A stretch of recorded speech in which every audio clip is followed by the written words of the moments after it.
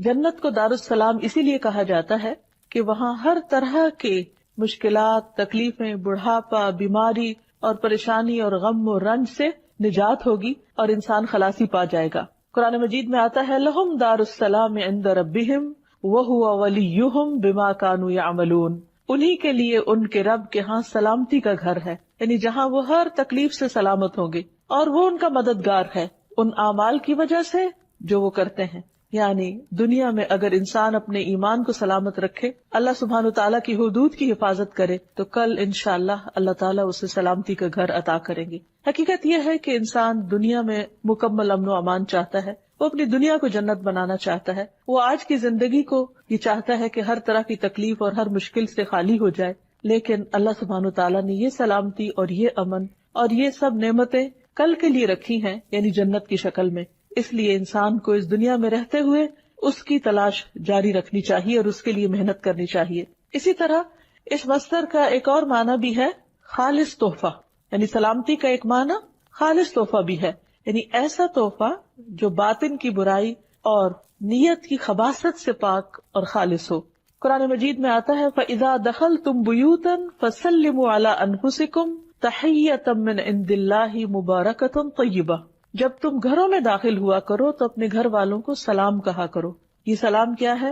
یہ اللہ سبحانہ وتعالیٰ کی طرف سے مبارک اور پاکیزہ تحفہ ہے۔ تو اللہ سبحانہ وتعالیٰ نے ہمیں جو سلام کا حکم دیا ہے وہ سلامتی کی دعا بھی ہے اور ایک تحفہ بھی ہے۔ ثابت بن عبید کہتے ہیں کہ میں ایک مجلس میں آیا جس میں عبداللہ بن عمر وغیرہ تھے، تو انہوں نے کہا جب تم سلام کرو تو سناؤ، یعنی اونچی آواز میں کرو، کیونکہ وہ اللہ تعالیٰ کی طرف سے طیب اور مبارک دعا ہے۔ یعنی جب ایک انسان دوسرے کو سلام کرتا ہے تو ایک طرح سے برکت کی دعا دیتا ہے اور سلامتی کی دعا دیتا ہے، اور اس چیز کو مسلمانوں کے درمیان رائج کر کے دراصل اللہ سبحانہ تعالیٰ نے انہیں ایک بہت خوبصورت تحفہ دیا ہے کہ جو وہ ہر وقت ایک دوسرے کو دے سکتے ہیں۔ جیسا کہ ہم جانتے ہیں کہ تحفے کا تبادلہ باہم محبت بڑھاتا ہے، لیکن یہ ممکن نہیں کہ انسان ہر وقت ایک دوسرے کو مادی شکل میں تحفے دے سکے۔ اللہ سبحانہ تعالیٰ نے ہم سب پر کس قدر مہربانی کی ہے اور ہمیں ایک ایسا کلمہ سکھا دیا، یعنی سلام کا، کہ جو خود ایک تحفہ ہے، اور اس کو خود اس نے تحفہ اور برکت والی چیز کہا ہے کہ اگر ہم ایک دوسرے کے ساتھ اس کو ایکسچینج کرتے رہیں تو اس میں ہمارا کچھ بھی خرچ نہیں آتا، لیکن اگر ہم خوشی کے ساتھ دوسروں کو سلام کریں اور جواب میں سلامتی کی دعا پائیں تو اس سے یقیناً ایسے لوگوں کے اندر رحمتیں اور برکتیں نازل ہوں گی، ان کے اندر سے دشمنیاں اور حسد اور شیطان کی ڈالی ہوئی نجاست ختم ہوگی۔ اللہ سبحانہ وتعالیٰ کی طرف سے یہ پاکیزہ اور خوبصورت تحفہ آدم علیہ السلام کو ملا تھا، جو ان کی سب اولاد کے لیے تھا۔ اب کچھ نے اسے اختیار کر لیا اور کچھ نے نہیں۔ حدیث میں آتا ہے رسول اللہ صلی اللہ علیہ وسلم نے فرمایا، اللہ سبحانہ وتعالیٰ نے جب آدم علیہ السلام کو پیدا کیا تو ان سے فرمایا کہ جاؤ اور فرشتوں کو سلام کرو، اور جو کچھ وہ تمہیں کہیں اسے غور سے سنو، وہ تمہارا اور تمہاری اولاد کا سلام ہوگا۔ آدم علیہ السلام فرشتوں کے پاس گئے اور انہوں نے کہا السلام علیکم۔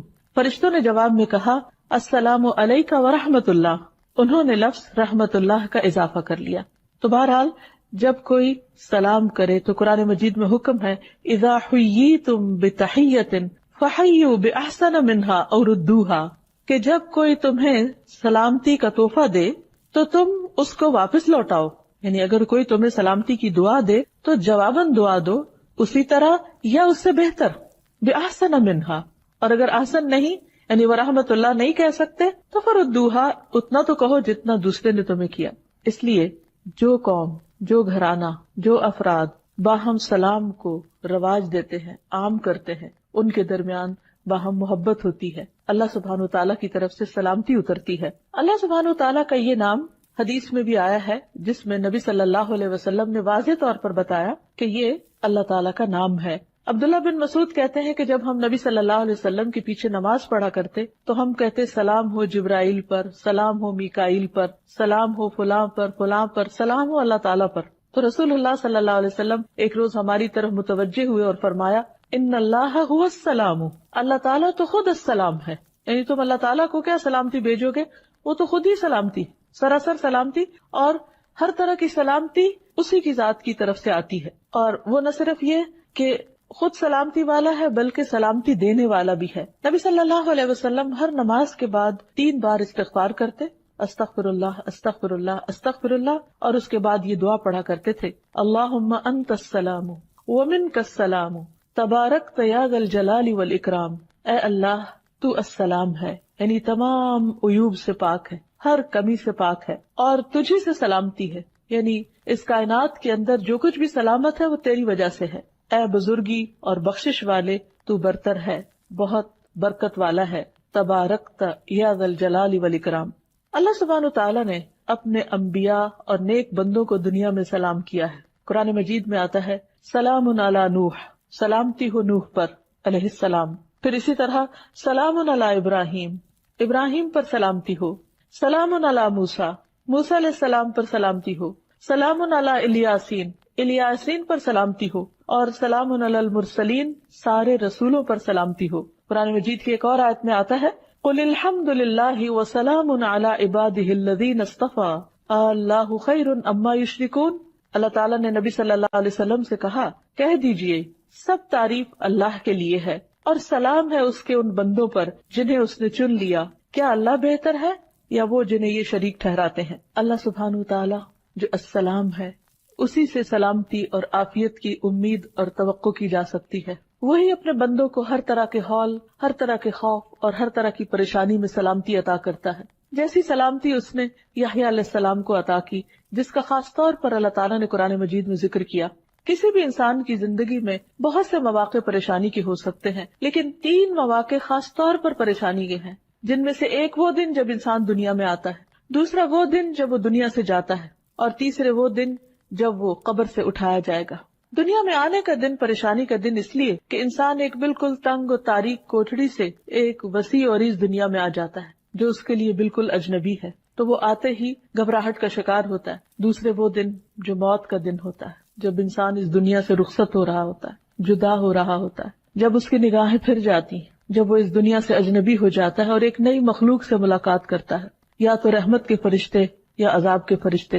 جو نیک روح ہوتی ہے اس کے پاس جو فرشتے آتے ہیں وہ آ کر اس کو سلام کرتے ہیں، سلام علیکم طبتم، سلامتی ہو تم پر، تم بہت اچھے رہے۔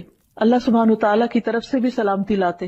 اور تیسرے وہ دن جس دن انسان اپنی قبر سے اٹھایا جائے گا اور وہ حشر کا دن ہوگا، وہ بھی سخت مصیبت کا بہت طویل دن، بہت گھبراہٹ کا دن ہوگا، لیکن اللہ سبحانہ وتعالیٰ کو السلام ماننے والے اس دن بھی سلامتی اور امن میں رہیں گے، اور اللہ سبحانہ وتعالیٰ ان کو اپنی خاص سلامتی سے نوازے گا اور ان سے ہر طرح کا خوف اور غم اور گھبراہٹ اور پریشانی دور کر دے گا۔ تو اللہ سبحانہ وتعالیٰ نے جیسے یحییٰ علیہ السلام کے لیے ان مواقع کی سلامتی کا ذکر کیا، ہم دعا کرتے ہیں کہ اللہ تعالیٰ ہم سب کو بھی اپنی خاص حفاظت اور عافیت میں رکھے اور سلامتی سے نوازے۔ پھر اسی طرح ہم دیکھتے ہیں کہ اللہ سبحانہ وتعالیٰ اپنے بندوں کو جنت میں بھی سلام بھیجے گا۔ ارشاد فرمایا سلام قولا من رب الرحیم، سلام ہو اس رب کی طرف سے جو بہت مہربان رب ہے، جو بہت رحم فرمانے والا ہے۔ یہاں پر اللہ سبحانہ وتعالیٰ کی صفت الرحیم کا بھی ذکر کیا گیا، کیونکہ جنت میں صرف کوئی بھی اللہ کی رحمت ہی کی وجہ سے جا سکتا ہے، اور خود جنت کے ناموں میں سے ایک نام رحمت بھی ہے کہ انتی رحمتی، تو میری رحمت ہے، تمہارے ذریعے میں جس پہ چاہوں گا رحم فرماؤں گا۔ تو جو لوگ جنت میں جا چکیں گے تو اللہ تعالیٰ ان کو سلام بھیجیں گے، اولئک یجزون الغرفۃ بما صبروا ویلقون فیہا تحیۃ وسلاما، ان کو جنت کا سب سے اونچا بالا خانہ انعام میں ملے گا، یعنی جو صبر کرنے والے ہیں، اس لیے کہ انہوں نے صبر کیا، اور اس میں ان کا استقبال زندگی کی دعا اور سلام کے ساتھ کیا جائے گا۔ اسی طرح نیک لوگ جب جنت میں پہنچ جائیں گے تو ان کے چاروں طرف سے فرشتے حاضر ہو کر ان کو سلام کریں گے اور انہیں اس بات کی مبارک دیں گے کہ وہ کامیابی کی منزل کو پہنچ گئے۔ جنت کو بھی اللہ سبحانہ وتعالیٰ دار السلام کے نام سے پکارتے ہیں۔ قرآن مجید میں آتا ہے لہم دار السلام عند ربہم وہو ولیہم بما کانوا یعملون، انہی کے لیے ان کے رب کے ہاں سلامتی کا گھر ہے اور وہ ان کا مددگار ہے ان اعمال کی وجہ سے جو وہ کرتے تھے۔ یعنی جنت ایک ایسا مقام ہے کہ جہاں انسان کو کسی قسم کی کوئی تکلیف نہ ہوگی، کوئی پریشانی نہ ہوگی، لا یسمعون فیہا لغوا ولا تأثیما، جس میں انسان نہ کوئی بےہودہ گفتگو سنے گا اور نہ ہی گناہ میں ڈالنے کی کوئی بات، الا قیلا سلاما سلاما، مگر وہاں ایک قول بہت زیادہ ہوگا، ایک بات بہت عام ہوگی، اور وہ سلام ہی سلام ہوگی. یعنی ہر طرف سے سلامتی کی پکار ہوگی، ہر کوئی ایک دوسرے کو سلامتی کے ساتھ گریٹ کر رہا ہوگا. کتنی خوبصورت ہے وہ جگہ اور کتنا بہترین ہے وہ مقام. لیکن وہ کس کے لیے ہے؟ یہ ان لوگوں کے لیے ہے جو دنیا میں ایک دوسرے کو اپنی تکلیفوں سے سلامتی میں رکھے، جو دنیا میں دوسروں کے لیے تکلیف کا باعث نہ بنے، جو اپنی زبان سے دوسروں کو سلامت رکھے، جو اپنے ہاتھوں سے دوسروں کو سلامت رکھے، جو اس دنیا میں شر اور فساد نہ پھیلائیں، دنیا کو بھی ایک سلامتی کی جگہ بنائیں. پھر یہ ہے کہ اللہ سبحانہ وتعالیٰ کا جو نام السلام ہے، یہ اس لیے بھی ہے کہ اللہ سبحانہ وتعالیٰ ہر نقص اور عیب سے پاک ہیں. اللہ سبحانہ وتعالیٰ کی صفات اتنی بلند ہیں، اس کی شان اتنی بلند ہے کہ اس کے اندر کسی قسم کا بھی کوئی عیب نہیں پایا جاتا، اور اسی لیے وہ سلامتی کو پسند کرتا ہے. اس نے ہمارے لیے جو دین پسند کیا اس کا نام بھی اسلام رکھا، جو پھر اسی روٹ یعنی سین لام میم سے ہی ہے کہ جو شخص اسلام قبول کر لیتا ہے وہ سلامتی میں آ جاتا ہے، اللہ تعالیٰ کی رحمت میں آ جاتا ہے. قرآن مجید میں اللہ سبحانہ وتعالیٰ فرماتے ہیں وَرَضِيتُ لَكُمُ الْإِسْلَامَ دِينًا، میں نے تمہارے لیے دین نے اسلام کو پسند کیا، یعنی اسلام کو بطور دین تمہارے لیے پسند کیا. پھر اللہ تعالیٰ جو انسانوں کو ہدایت کی طرف بلاتا ہے تو اس کے لیے بھی فرماتا ہے وَاللَّهُ يَدْعُو إِلَىٰ دَارِ السَّلَامِ، اللہ تمہیں سلامتی کے گھر کی طرف دعوت دیتا ہے. یعنی اگر تم اللہ کی مرضی کے مطابق زندگی بسر کرو، اس کی اطاعت کرو، اس کی فرما برداری کرو تو تم سلامتی کو پہنچو گے. پھر اسی طرح ایک اور جگہ پر فرمایا قَدْ جَاءَكُم مِّنَ اللَّهِ نُورٌ وَكِتَابٌ مُّبِينٌ يَهْدِي بِهِ اللَّهُ مَنِ اتَّبَعَ رِضْوَانَهُ سُبُلَ السَّلَامِ وَيُخْرِجُهُم مِّنَ الظُّلُمَاتِ إِلَى النُّورِ بِإِذْنِهِ وَيَهْدِيهِمْ إِلَىٰ صِرَاطٍ مُّسْتَقِيمٍ. لوگو، اب تمہارے پاس اللہ کی طرف سے روشنی اور ایک ایسی واضح کتاب آ چکی ہے جس کے ذریعے اللہ تعالیٰ ان لوگوں کو سلامتی کی راہیں دکھاتا ہے جو اس کی رضا کے پیچھے چلتے ہیں، اور انہیں اپنے اذن سے اندھیروں سے نکال کر روشنی کی طرف لے جاتا ہے اور سیدھی راہ کی طرف ان کی رہنمائی کرتا ہے. عام طور پر ہمارا یہ خیال ہوتا ہے کہ شاید اگر ہم دین کی طرف آئیں گے یا ہم اللہ سبحانہ وتعالیٰ کی بات مانیں گے شاید دنیا ہمارے لیے مشکل ہو جائے گی. لیکن حقیقت یہ ہے کہ اللہ سبحانہ وتعالیٰ نے جتنے بھی احکامات ہمیں دیے ہیں، بعض اوقات وہ ہمیں اپنی مرضی کے خلاف یا پسند کے خلاف لگتے ہیں، یا ہماری خواہش نفس اس کے اگینسٹ جاتی ہے، اور ہم یہ سمجھتے ہیں کہ شاید یہ ہمارے اوپر زیادتی کی گئی ہے ہمیں کوئی خاص حکم دے کر. لیکن اگر تھوڑا سا گہرائی میں انسان دیکھے تو اللہ تعالیٰ کے حکم ماننے میں انسان کے لیے سلامتی ہی سلامتی ہے، دو طرح سے. ایک تو یہ کہ دنیا میں انسان کے اوپر دین جو بھی پابندیاں لگاتا ہے، وہ جس پر پابندی لگ رہی ہوتی ہے اس کے لیے تو تھوڑی مشکل کا باعث ہوتی ہے، لیکن اس سے دوسرے لوگ امن چین میں آتے ہیں. مثلا اللہ تعالیٰ نے اگر چوری سے منع کیا تو کیوں منع کیا؟ تاکہ دوسروں کا مال سلامت رہے. اب جو چور ہے ہو سکتا ہے وہ یہ سمجھے کہ اس کی کوئی چیز ضرورت ہے اور اس کو کسی اور کے مال میں مل رہی ہے تو اسے اجازت دی جائے اور اس کو نہ پوچھا جائے اور نہ پکڑا جائے، اس کو برا بلا نہ کہا جائے. لیکن کیا واقعی عقل بھی اس کو مانتی ہے کہ کسی کو اس بات کی اجازت دے دی جائے کہ وہ دوسرے کے مال میں اپنی مرضی شروع کر دے؟ اللہ تعالیٰ نے اس کی اجازت نہیں دی اور اسے کبیرہ گناہوں میں شمار کیا. کیوں؟ تاکہ دوسروں کا مال سلامت رہے. اسی طرح جھوٹ بولنا، دھوکہ دینا، وعدہ خلافی کرنا، غیبت کرنا، دوسروں کو تانے دینا، یہ ہو سکتا ہے کہ کسی کے لیے بہت ایک خوشگوار فعل ہو، اور کچھ لوگوں کی ہیبٹ بن جاتی ہے کہ وہ دوسروں کی برائیاں کر کے اس سے لطف اٹھاتے ہیں، یا دوسروں کی عزت اچھال کر اس کو اپنے لیے ایک بہت انجوائبل چیز سمجھتے ہیں اور اس میں کوئی قباحت محسوس نہیں کرتے، یا بعض اوقات دوسروں کو تانا دے کر دوسروں کا دل دکھا کر وہ بہت لطف اٹھاتے ہیں. اور بظاہر دیکھنے میں کوئی کہہ سکتا ہے کہ اچھا چلو کوئی بات نہیں، ایسی بھی کون سی بڑی بات ہے اگر کسی نے کسی کو کچھ کہہ دیا، اس سے کسی کا کیا بگڑ جاتا ہے. لیکن بعض اوقات بظاہر دیکھنے میں جو کچھ جوکس بھی ایسے ہوتے ہیں کہ جو بظاہر دیکھنے میں بہت ہارمفل نظر نہیں بھی آتے، لیکن حقیقت یہ ہے کہ بہت ساری چیزیں اگر ان پر روک ٹوک نہ لگائی جائے، ان کو ایک حد کے اندر نہ کیا جائے تو وہ تعلقات کی خرابی کا باعث بنتے ہیں. اسی لیے قرآن مجید میں فرمایا گیا وَيْلٌ لِكُلِّ هُمَزَةٍ لُمَزَةٍ، ہلاکت ہے ہر اس شخص کے لیے جو عیب لگائے اور تانے دے. کوئی بھی شخص کسی کی عزت جب اچھالتا ہے تو یہ کوئی معمولی چیز نہیں ہے. اللہ سبحانہ وتعالیٰ کی نظر میں ایسا شخص سلامتی کی حدود سے باہر نکل رہا ہے، کیونکہ اس سے دوسرے کی عزت سلامت نہیں ہے. اسی طرح اگر کوئی قاتل یہ چاہے کہ اسے دوسروں کی جان کے ساتھ کھیلنے دیا جائے اور اس کی اس پر پکڑ نہ ہو تو یہ کسی بھی طور پر جائز نہیں، کیونکہ اگر اس کو اجازت دی جاتی ہے تو دوسرے کی جان سلامت نہیں. تو اللہ تعالیٰ نے جو شریعت ہمارے پاس بھیجی ہے اس کے کچھ مقاصد ہیں. کہ انسان کا دین سلامت رہے، یعنی جو بھی حدود اور پابندیاں لگائی گئی اس میں کہیں دین کی سلامتی ہے، کہیں عزت کی سلامتی ہے، کہیں حسب نسب کی سلامتی ہے۔ مثلا زنا کی اجازت کیوں نہیں دی گئی؟ تاکہ لوگوں کا حسب نسب سلامت رہے۔ اسی طرح شراب کی اجازت کیوں نہیں دی گئی؟ تاکہ انسان کی عقل سلامت رہے۔ تو یہ تمام چیزیں جو بظاہر دیکھ کر یوں محسوس ہوتا ہے کہ ہمارے دین میں بہت مشکل احکامات ہیں، لیکن حقیقت میں یہ انسانوں کی بھلائی اور انسانوں کی سلامتی کے لیے ہی السلام نے بھیجے ہیں۔ تو اب یہ ہے کہ ہمیں اللہ سبحانہ وتعالیٰ کے اس نام پر غور و فکر کرنا چاہیے، اور اللہ سبحانہ وتعالیٰ کی ذات سے سلامتی اور عافیت کی امید رکھنی چاہیے، اور اس کی دعا بھی کرنی چاہیے۔ اور اللہ سبحانہ وتعالیٰ کے ساتھ جو ہمارا تعلق ہے اس کے اندر محبت بھی اسی وقت پیدا ہو سکتی ہے جب ہم اس کی طرف سے ہمیں کوئی نقصان نہیں پہنچنے والا، وہ ہمیں ناروا عذاب دینے والا نہیں، وہ ہمیشہ عدل و انصاف کرنے والا ہے، اس کا ہر فیصلہ علم اور حکمت پر مبنی ہوتا ہے، اور جب وہ سراسر خود سلامتی ہے اور پرفیکٹ ہے اور ہر نقص اور عیب سے پاک ہے، تو اسے اپنے بندوں کے اندر بھی ایسی صفات دیکھنی ہے کہ جو انہیں عیوب سے پاک کریں۔ ہمارا دین جہاں ہماری دنیا کی سلامتی کا ذریعہ ہے، اور اس میں پائے جانے والے احکامات جو بظاہر نفس پر بھاری اور مشکل ہی کیوں نہ ہو، وہ ہمارے لیے دراصل سلامتی کا پیغام ہے، لیکن اس کے ساتھ ساتھ یہ دین ہماری آخرت کی سلامتی کا ذریعہ بھی ہے۔ جب ایک انسان دنیا میں اللہ تعالیٰ کے احکامات کی پابندی کرتا ہے تو وہ موت کے وقت قبر میں اور قبر سے اٹھنے کے بعد امن اور چین میں رہے گا، سلامتی میں رہے گا۔ اور اس دن جب ہر طرف ایک بہت بڑی آفت چھائی ہوئی ہوگی، انبیاء علیہ السلام سلامتی کی دعائیں کر رہے ہوں گے۔ رسول اللہ صلی اللہ علیہ وسلم نے فرمایا، جہنم کی پشت پر پل بنا کر ایک راستہ بنایا جائے گا جس کو عام طور پر پل صراط کہا جاتا ہے۔ تمام پیغمبر اپنی امتوں کے ساتھ اس پل سے گزریں گے۔ میں پہلا رسول ہوں گا جس کو اپنی امت کے ساتھ اس پل پر سے گزرنے کی اجازت دی جائے گی۔ قرآن مجید میں بھی آتا ہے، وَإِن مِّنكُمْ إِلَّا وَارِدُهَا، تم میں سے کوئی بھی ایسا نہیں جو اس کے اوپر سے نہ گزرے، سب کو وہیں سے گزرنا ہے، جنت تک پہنچنے کے لیے بھی اس پل کا سفر کرنا ہے۔ تو فرمایا کہ میں سب سے پہلے اپنی امت کے ساتھ گزروں گا۔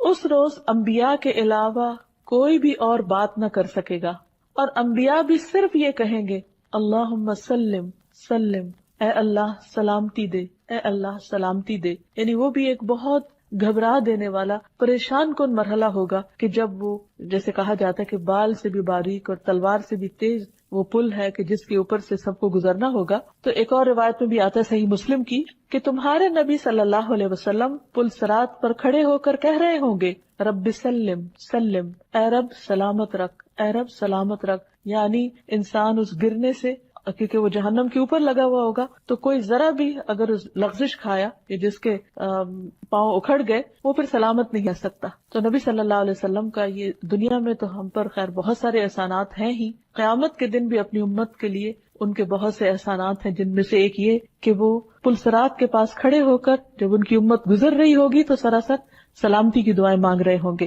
نبی صلی اللہ علیہ وسلم نے فرمایا، پھر ایک وقت آئے گا کہ بندوں کے اعمال انہیں چلنے نہیں دیں گے، حتیٰ کہ ایک شخص آئے گا جو چلنے کی طاقت نہیں رکھتا ہوگا اور اپنے آپ کو پل صراط سے گھسیٹتے ہوئے گزارے گا۔ اس کی اور بھی تفصیلات ہمیں احادیث میں ملتی ہیں کہ کچھ لوگ بجلی کی تیزی سے گزر جائیں گے، ہر کوئی اپنے اپنے اعمال کے مطابق گزرے گا، کچھ لوگ پانی کی رفتار سے، کچھ ہوا کی رفتار سے، کچھ اونٹوں کی رفتار سے، کچھ پیدل چلنے والوں کی رفتار سے۔ اور یہاں جو بتایا گیا کہ ایک شخص اپنے اعمال کی وجہ سے اتنا، یعنی اپنے برے اعمال کی وجہ سے اتنا بوجھل ہوگا کہ چل بھی نہیں سکے گا اور گھسٹ گھسٹ کے وہ پل پار کر رہا ہوگا۔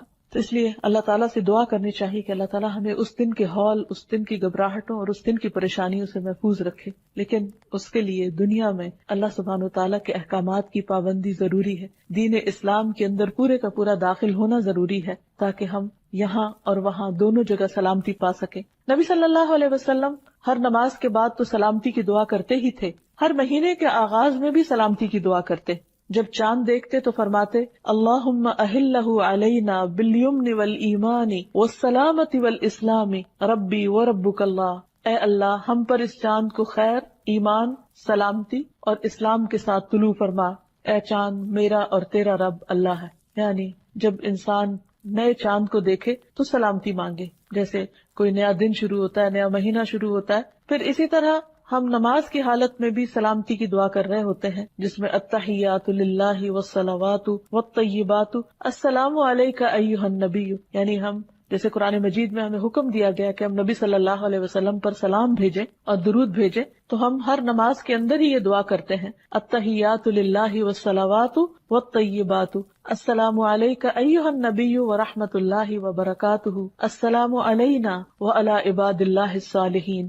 کہ تمام قولی، فعلی اور بدنی عبادتیں اللہ کے لیے ہیں۔ اے نبی صلی اللہ علیہ وسلم، آپ پر اللہ کی سلامتی ہو اور اللہ کی رحمت ہو، حالانکہ آپ سب سے زیادہ نیک تھے، لیکن ہمارا فرض بنتا ہے کہ اللہ کے حکم کے مطابق سلامتی کی دعا خاص طور پر پڑھیں، اور التحیات پڑھے بغیر نماز بھی نہیں ہوتی، تو شعوری طور پر بھی پڑھا کریں۔ اور پھر اللہ کی رحمت ہو اور اس کی برکت ہو ہم پر اور اللہ کے نیک بندوں پر سلامتی نازل ہو، یعنی جتنے بھی اللہ کے نیک بندے گزرے ہیں پچھلے دور میں یا اب ہیں یا آنے والے ہیں، ہر ایک کے لیے سلامتی کی دعا ہے۔ عام طور پر جیسے ہم اپنے سوشل لائف میں ایک دوسرے کو سلام کرتے ہیں تو وہ انہی کو کرتے ہیں جو ہمارے سامنے ہوتے ہیں، لیکن اس دعا کے اندر وہ سب شامل ہیں جو پیچھے گزر چکے یا جو آج موجود ہیں اور ہم ان کو جانتے بھی نہیں، کہ اللہ جتنے بھی تیرے نیک بندے ہیں تو ان سب کو سلامت رکھ۔ حتیٰ کہ جب ایک مسلمان فوت ہو جاتا ہے اور وہ دفن کر دیا جاتا ہے تو دوسرے مسلمان پہ لازم ہے کہ اگر وہ قبرستان کے پاس سے گزرے تو بھی ان کے لیے سلامتی کی دعا کرے، السلام علیکم اہل الدیار من المؤمنین والمسلمین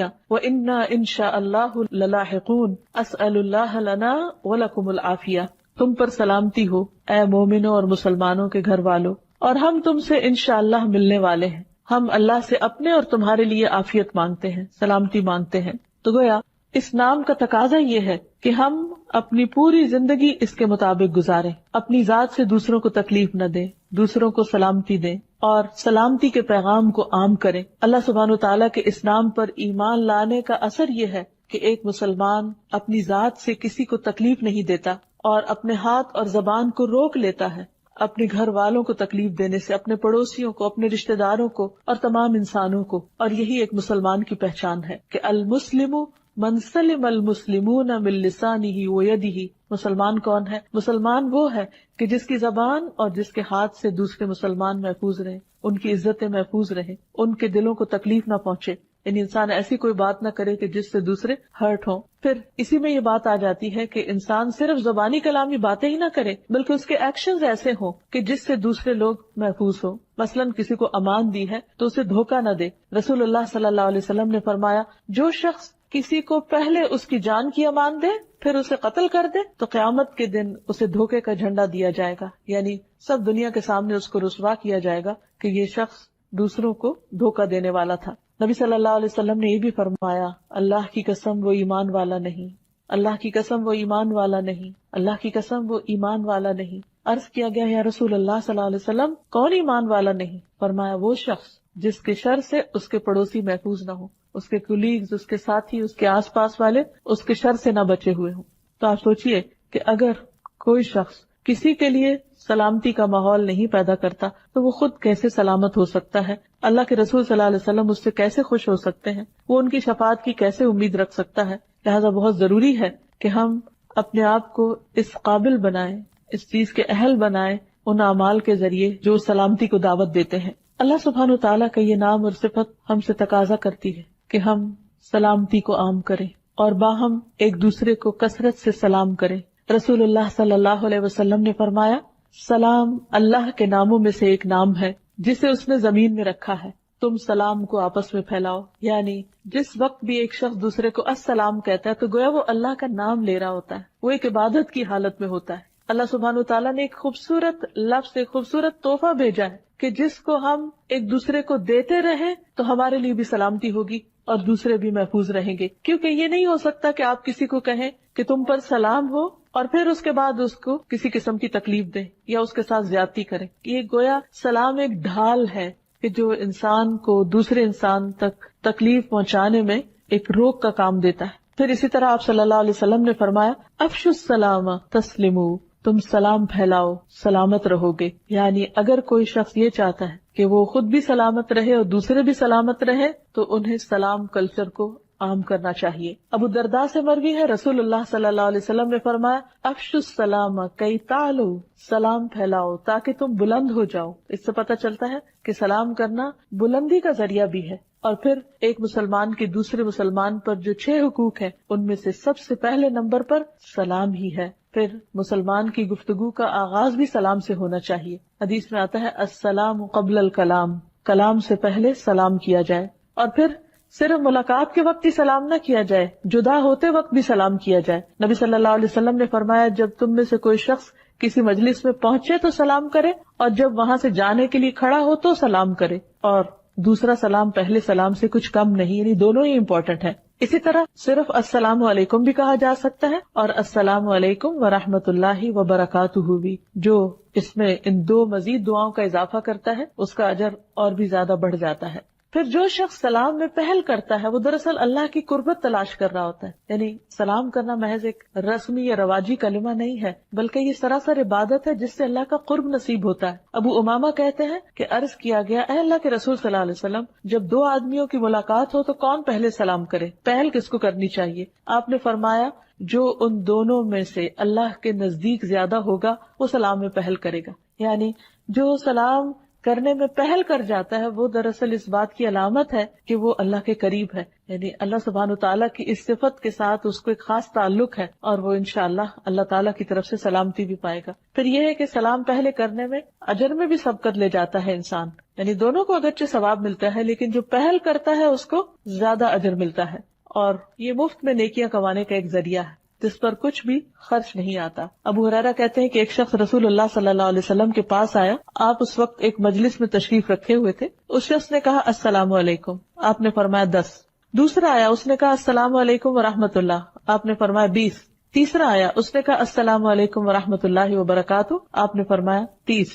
یعنی پہلے کو 10، دوسرے کو 20 اور تیسرے کو 30 نیکیاں ملیں گی. تو انسان جتنی چاہے اپنی لیے نیکیاں بڑھا لے.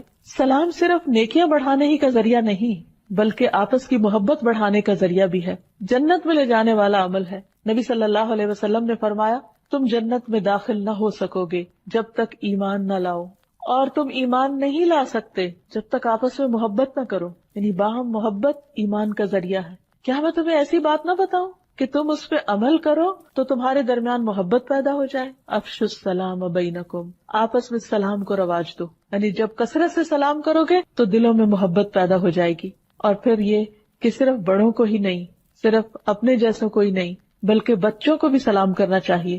انس کہتے ہیں کہ نبی صلی اللہ علیہ وسلم بچوں کے پاس سے گزرے تو آپ نے ان کو سلام کیا. پھر اسی طرح بعض اوقات انسان کہیں باہر جاتا ہے تو سلام کرتا ہے لیکن گھر والوں کو سلام نہیں کرتا، تو گھر والوں کو بھی سلام کرنا چاہیے. ابو امامہ کہتے ہیں آپ صلی اللہ علیہ وسلم نے فرمایا 3 لوگ ایسے ہیں جن کا ضامن اللہ ہے، اگر وہ زندہ رہے تو اللہ ان کے لیے کافی ہو جائے گا، اگر فوت ہو جائے تو وہ جنت میں داخل ہوگا. ایک وہ شخص جو اپنے گھر میں سلام کر کے داخل ہو، یعنی اپنے ہی گھر والے ہیں، اپنے ہی پیارے ہیں لیکن ان کو بھی دعا دیتا ہے. کیونکہ بعض اوقات ہم سمجھتے ہیں کہ شاید یہ کرٹیسی کے طور پر یا دوسرے لوگوں کے ساتھ ایک اچھا ریلیشن بنانے کے لیے، بے تکلفی لانے کے لیے یہ کلمہ دہرایا جائے. نہیں، جو شخص گھر والوں کو سلام کرتا ہے وہ جنت کا مستحق قرار پاتا ہے. پھر اسی طرح وہ شخص جو مسجد کی طرف چلا، اللہ اس کا ضامن. اور تیسرا وہ جو اللہ کے راستے میں نکلا، اللہ تعالیٰ اس کا بھی ضامن ہے، اس کا بھی مددگار ہے. یہاں تک کہا گیا ہے کہ اگر گھر خالی ہو تو بھی سلام کرو. عبداللہ بن عمر کہتے ہیں کہ جب کوئی خالی گھر میں داخل ہو تو کہے السلام علینا وعلی عباد اللہ الصالحین، سلام ہو ہم پر اور اللہ کے نیک بندوں پر. السلام علینا یعنی اور کوئی نہیں تو اپنے آپ ہی کو سلام کرے. پھر اسی طرح اگر گھر میں کوئی سو رہا ہو تو ہلکی آواز سے سلام کرے، تاکہ یہ نہیں کہ زبان سے تو سلامتی بھیج رہا ہے لیکن اس کو دوسرے کو تکلیف دے رہا ہے. پھر اسی طرح جس کو نہ جانتے ہو اس کو بھی سلام کیا جائے. کہیں جھگڑا ہو جائے، بحث ہو جائے یا کوئی لا علم شخص کوئی ناروا بات کرے تو اس کو بھی سلام کر کے انسان ایک طرف ہو جائے. جیسے قرآن مجید میں آتا ہے وَإِذَا خَاطَبَهُمُ الْجَاهِلُونَ قَالُوا سَلَامًا، کہ جب جاہلوں سے ان کا پالا پڑتا ہے تو کہہ دیتے ہیں تم پر سلامتی ہو، اور ان سے اعراض برتتے ہیں. پھر یہ کہ سلام جو ہے وہ ناراضگی دور کرنے کا بھی ذریعہ ہے. اور جب کبھی باہم رنجش ہو جائے یا کوئی تعلقات میں کمی بیشی ہو جائے تو اس وقت بھی اس تعلق کو دوبارہ ریوائیو کرنے کے لیے سلام ایک بہت ہی خوبصورت طرز عمل ہے. پھر یہ کہ صحابہ کرام جو تھے وہ باہم ایک دوسرے کو کثرت سے سلام کرتے. یہاں تک آتا ہے کہ اگر کوئی کسی درخت کے اوٹ کے پیچھے ہوتا پھر سامنے آتا تو پھر سلام کیا کرتے. آپ صلی اللہ علیہ وسلم نے یہاں تک بھی فرمایا کہ جو سلام نہ کرے اسے اندر آنے کی اجازت نہ دو. اور اس معاملے میں صرف یہ نہیں کہ کرنے کی فضیلت بتائی گئی، جو نہ کرے اس کو ناپسند بھی کیا گیا. اور آپ نے فرمایا کہ سب سے بڑا بخیل وہ ہے جو سلام کرنے میں بخل کرے، یعنی جو کھل کے سلام نہیں کرتا یا شوق سے سلام نہیں کرتا یا سلام کرنے کو اپنی عادت نہیں بناتا. رسول اللہ صلی اللہ علیہ وسلم نے فرمایا لوگوں میں سب سے زیادہ عاجز وہ ہے جو دعا کرنے سے عاجز ہے. یعنی جب اس کو کوئی ضرورت پیش آتی ہے تو وہ ہاتھ نہیں اٹھاتا، اللہ سے مانگتا نہیں. اور لوگوں میں سب سے بڑا بخیل وہ ہے جو سلام میں بخل کرتا ہے، یعنی کہ اس کے منہ سے سلامتی کی دعا نہیں نکلتی. تو اللہ تعالیٰ سے دعا ہے کہ وہ ہمیں بہترین اخلاق عطا فرمائے، اپنے اس نام کی برکت سے وہ ہم سب کے اندر بہترین اخلاق پیدا کرے اور ہمیں سلام کی عادت عطا کر دے.